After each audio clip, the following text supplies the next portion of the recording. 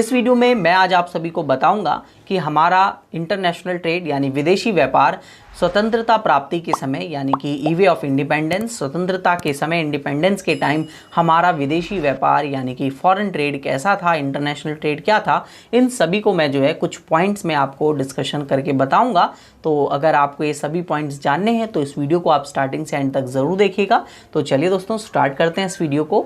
तो यहाँ पर जब हम बात करते हैं इंडियन इकोनॉमी के फॉरेन ट्रेड की, तो उससे पहले हमें ये समझना ज़रूरी है कि 1947 में जब हम आज़ाद हुए उससे पहले जो हमारी इंडियन इकोनॉमी थी उसका औपनिवेशिक शोषण यानी कि कॉलोनियल एक्सप्लॉयटेशन या हो रहा था हमारी भारतीय अर्थव्यवस्था का। इसका सिंपल सा मतलब होता है कि हमारी जो इकोनॉमी है उसमें किसी अदर गवर्नमेंट या अदर जो कंट्री है उसका पूरे रूल्स चलते थे, वो हमारे पास एक तरीके से हमारे ऊपर राज करते थे।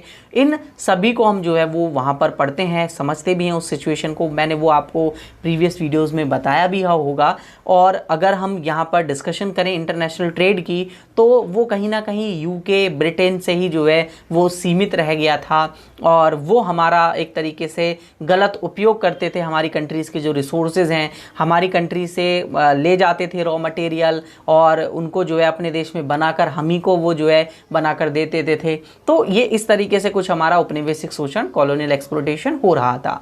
तो फर्स्ट पॉइंट अगर आप अपनी स्क्रीन पर देखें तो आपके पास लिखा हुआ होगा कि जो ब्रिटिश गवर्नमेंट के दौरान इंडियन इकोनॉमी यानी कि भारतीय अर्थव्यवस्था का औपनिवेशिक शोषण यानी कि आपका कॉलोनियल एक्सप्लॉयटेशन हो रहा था और इंडिया को सहना पड़ रहा था। ठीक है, नेक्स्ट अगर आप देखें तो मैंने आपको बताया यहाँ से जो रिसोर्सेज थे इंडिया के, जो रॉ मटेरियल था वो ले गए वो लोग। तो यहाँ लिखा हुआ है ब्रिटिश हमारे प्राकृतिक संसाधनों को अपने घरेलू उद्योग के उत्पादन के लिए कच्चे माल के रूप में ले जाते थे। तो जो यहाँ इंडिया में रिसोर्सेज मौजूद हैं, जो रॉ मटेरियल्स मौजूद हैं, तो वो लोग अपनी इंडस्ट्री यानी अपने देश में अपने उत्पादन को बढ़ाने के लिए हमारे देश से ले जाते थे। तो हम अगर एक स्टेटमेंट में यहाँ पर कहूँ तो मैं ये कह सकता हूँ कि इंडिया जो है वो प्राथमिक जो उत्पाद होता है यानी कि हमारे पास जो प्राइमरी गुड्स होते हैं जिसमें हम रॉ मटेरियल, कच्चे माल को इंक्लूड कर रहे हैं, उनका नेट एक्सपोर्टर था, शुद्ध निर्यातक था। मतलब उसे वो ज़्यादा एक्सपोर्ट करता था। और इंडिया जो है उस वक्त इंपोर्टर था फिनिश गुड्स का, यानी कि जो तैयार वस्तुएं हैं जो वहाँ से विदेशों से बनकर आई हैं, जो हमारे कच्चे माल के द्वारा ही बनाई गई हैं, उसका हम जो है शुद्ध निर्यातक थे। तो हम तैयार वस्तुओं के शुद्ध निर्यातक यानी फिनिश गुड्स के नेट इंपोर्टर थे और एक्सपोर्टर थे हम किस चीज़ के, जो रॉ मटेरियल हमने अपने देश में जो रिसोर्सेज हमारे पास मौजूद हैं उसी को हम बाहर से इंपोर्ट कर रहे थे। तो ये कुछ सिचुएशन थी इंडियन इकोनॉमी की उस वक्त में और ये सिचुएशन बहुत बेकार थी अगर हम अपने नज़रिए से देखें, क्योंकि अगर उन रिसोर्सेज का हम अपने लिए उपयोग करते तो कहीं ना कहीं हम इंडिया में अच्छे इंडस्ट्रियल डेवलप कर पाते। तो वो एक अलग टॉपिक है इंडस्ट्रीज़ के हिसाब से अगर हम देखते तो इस चीज़ को। बट अगर हम फॉरेन ट्रेड के हिसाब से देखें तो वो बेनिफिटेबल था क्योंकि एक्सपोर्ट बढ़ रहा है। तो जब किसी भी देश का निर्यात बढ़ता है तो उसके पास ज़्यादा पैसे आते हैं। बट उस वक्त इंडिया आज़ाद नहीं था, तो जितना भी एक्सपोर्ट से पैसा, मतलब जो भी चीज़ें आ रही हैं बेनिफिटेबल, वो हमारे लिए नहीं थी, वो बेनिफिटेबल थी उन लोगों के लिए। मतलब हमारे को उनसे कोई भी फ़ायदा नहीं हो रहा था, वो फ़ायदा ब्रिटिश लोग जो हैं वो ले जा रहे थे, जबकि इंडिया को उससे ज़्यादा फ़ायदा हो सकता था, बट ऐसा नहीं हुआ। ठीक है, तो नेक्स्ट अगर आप पॉइंट देखें, कच्चे माल के स्रोत के अतिरिक्त भारतीय अर्थव्यवस्था में ब्रिटिश उद्योग वस्तुओं के एक बाजार को शोषित करते थे। जैसे कि मैंने बताया ना, इंडिया इंपोर्ट करता था, जो उन्होंने वहाँ अपने देशों में चीज़ों को बनाया, उन्हीं चीज़ों को हम इंपोर्ट कर रहे हैं तो अपने देश में यूज़ कर रहे हैं। तो इंडिया एक तरीके से मार्केट उन्होंने क्रिएट कर दिया कि इंडिया भाई मार्केट है, यहाँ पर अपने प्रोडक्ट्स लेकर आकर बेचो और हमारे प्रोडक्ट बिकेंगे, हमको इनकम होगी। क्लियर है। और नेक्स्ट अगर आप देखें तो भारत में कच्चे माल की भारी निर्यात अंतर्राष्ट्रीय व्यापार की मात्रा में मिला, जिससे भारत का हस्तकला का पतन क्या हो गया, ख़त्म हो गया। क्यों? क्योंकि देखिए क्या हुआ, जो जब यहाँ से वो लोग चीज़ों को ले जा रहे हैं और उनको हमें तैयार वस्तु हमें मिल रही है, मशीन से बनी हुई चीज़ें, तो हाथों से बनी हुई चीज़ें कोई लेगा? कोई नहीं लेगा। मतलब हाथों से बनी हुई चीज़ों का क्या हो गया, एक तरीके से जो पूरी इंडस्ट्री थी, पूरा उद्योग था, वो ख़त्म हो गया, उसका पतन हो गया। तो कहीं ना कहीं ये भी एक नुकसानदायक चीज़ है हमारे लिए। ठीक है, नेक्स्ट इसमें हम समझते हैं बैलेंस ऑफ ट्रेड। तो बैलेंस ऑफ ट्रेड यानी व्यापार शेष का मतलब क्या होता है कि जब हम कोई सा भी गुड्स एक्सपोर्ट करते हैं तो यानी निर्यात करते हैं तो वहाँ से हमारे पास पैसा आता है, और जब हम इंपोर्ट करते हैं यानी कि आयात करते हैं तो हमें पैसा देना पड़ता है। इसके बीच का डिफरेंस कहलाता है, एक्सपोर्ट और इंपोर्ट, निर्यात और आयात के बीच का डिफरेंस कहलाता है बैलेंस ऑफ ट्रेड यानी कि आपके पास व्यापार शेष। तो उस वक्त जब हम बात करते हैं आज़ादी के वक्त की, तो उस वक्त हमारे देश में एक्सपोर्ट यानी निर्यात ज़्यादा था और आयात कम था। ये ज़्यादा इसलिए था क्योंकि जो ब्रिटिश गवर्नमेंट है उस वक्त हमारे देश से जो है रॉ मटेरियल ले जाती थी, तो हमारा एक्सपोर्ट निर्यात ज़्यादा था और आयात कम था। ठीक है, तो हम कह सकते हैं कि हमें फ़ायदा हो रहा था, बट वो फ़ायदा किसके लिए बेनिफिटेबल था? जैसा कि मैंने पहले बताया कि वो फ़ायदा अंग्रेज़ों के लिए, मतलब ब्रिटिश लोगों के लिए फ़ायदेमंद था, हमारे लिए वो बेनिफिटेबल था ही नहीं, हमें ज़्यादा उससे बेनिफिट कुछ मिल ही नहीं रहा था। ठीक है ना। नेक्स्ट आगे हम बात करते हैं सन 1946-47 में। अगर हम आयात की बात करें, जो हमारा एक्सपोर्ट है और इंपोर्ट है, उस पर अगर हम बात करें आयातों पर निर्यातों का कि निर्यात कितने ज़्यादा थे, कितने एक्सपोर्ट थे, तो वो लगभग 31 करोड़ ज़्यादा हमने एक्सपोर्ट किया हुआ था अपने इंपोर्ट से, यानी कि निर्यात किया हुआ था आयातों से।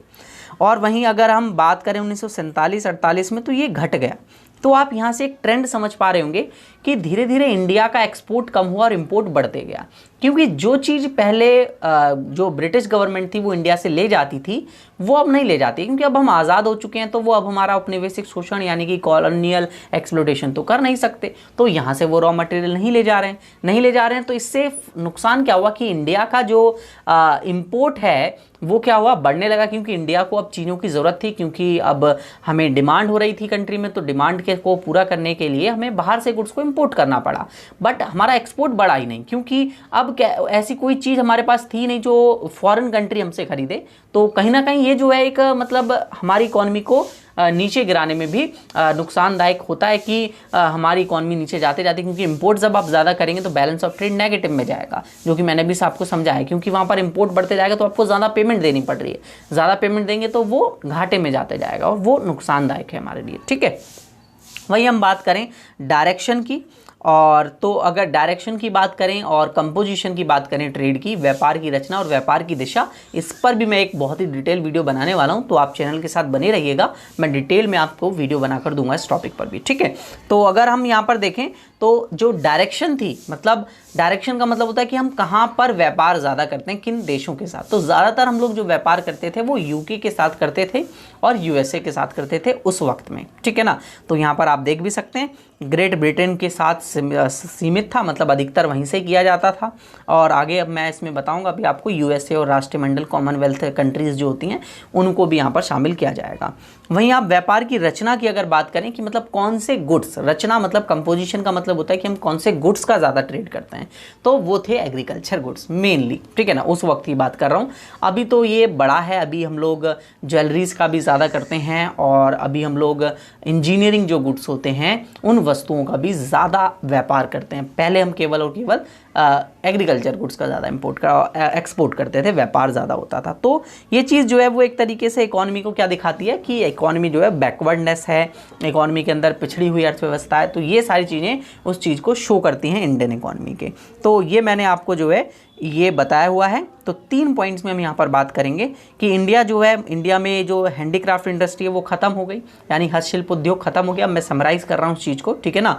और हमारा जो निर्यात है वो ज़्यादा था हमारे आयतों से, एक्सपोर्ट ज़्यादा था इंपोर्ट से, जो कि बेनिफिटेबल था, बट वो बेनिफिट ब्रिटिश गवर्नमेंट के लिए था, हमारे लिए नहीं था।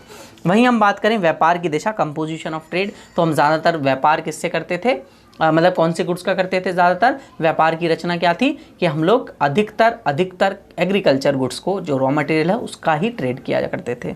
और डायरेक्शन ऑफ ट्रेड की बात करें, व्यापार की दिशा, तो वो अधिकतर ब्रिटेन से, ग्रेट ब्रिटेन या यूके से आप कह सकते हैं कि ज़्यादातर हमारा ट्रेड होता था।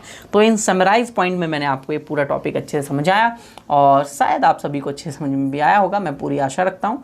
अगर आपको नहीं आया समझ में तो कमेंट कर सकते हैं, मैं आपके कमेंट्स का रिप्लाई देता हूँ। वीडियो अच्छी लगी हो तो अपने सभी दोस्तों तक वीडियो को शेयर ज़रूर कर दीजिएगा और इसी तरीके से वीडियो को लाइक ज़रूर कर दीजिएगा। और अपने, अगर आप एक नए व्यूअर हैं चैनल पर, तो चैनल को सब्सक्राइब कर लीजिए, क्योंकि इसी तरीके की वीडियोस मैं आप सभी के लिए बनाता रहता हूं, जो आपके लिए काफ़ी नॉलेजेबल और काफ़ी हेल्पफुल वीडियो होती हैं। तो चलिए दोस्तों, नेक्स्ट वीडियो मिलते हैं। वीडियो देखने के लिए धन्यवाद।